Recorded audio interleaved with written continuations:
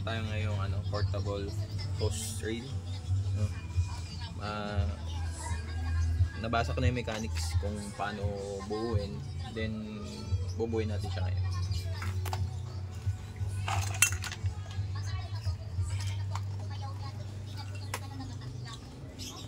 Una, itong mga bolts na to, ay walay yan. Kakabit mo lang yan dyan sa loob. Mas maganda isagad mo siya dito sa dulo para lumuwag. Lumuwag yan, mas mabilis mo maididikit yung dito, yung bolts, no? So pakita natin sa inyo paano buuin. So ito na yun. Lalak mo lang. Lock. Kailangan nakasagad para mabilis nyo malak.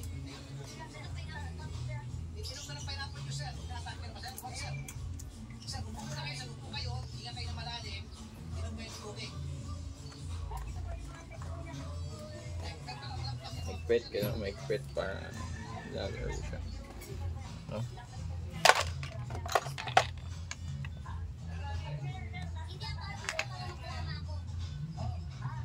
Dito din.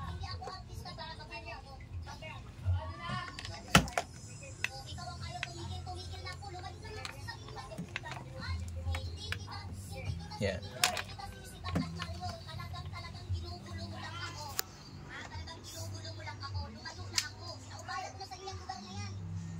Fish lang siya ikabit. Fish lang siya buhay.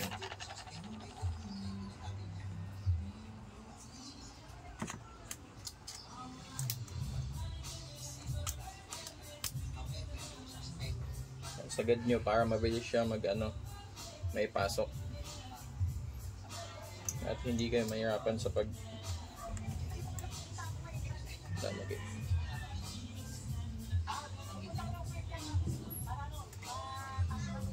Sunod, okay na, buuin nyo na.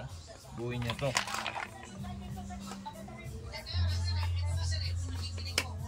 Ganyan lang, kanto, may lock yan dalawa. So lock nyo lang. Bago nyo i-lock, unahin nyo dito. Dalawang sides.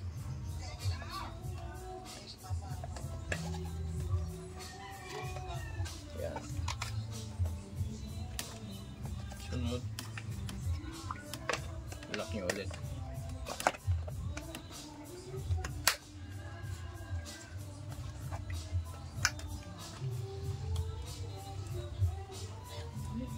Ensure nyo lang na maayos yung pagkapit ng lock. Yan, malag ito. Tumutunog. So, tapos na.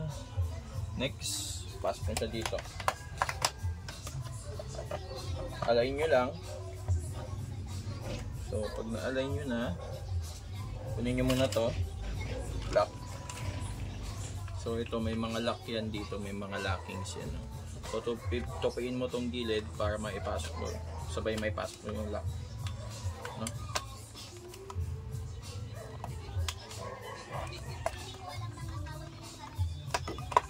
Yan na. Ayan. Okay na. Pero mayroon pa yan. Itong lock niya. Pang-lock to sa loob. Para hindi malug or matanggal. Ayan.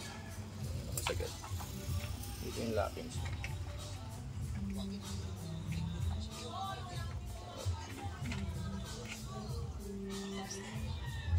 Okay na. So, ito ay ginagamit, no? Ginagamit natin to sa mga hose or gaya ng extension wires. Yan, pwede mo din siya gamitin for extension wires, hose. Ginagamit ko kasi to for cleaning, like lagayan ng extension wire, lalo na pag pupunta sa mga kini-cleaning namin, no? So kailangan may extension wire ka talaga. So ayun lang, sana natuto kayo. See you soon. See you again in the next vlog.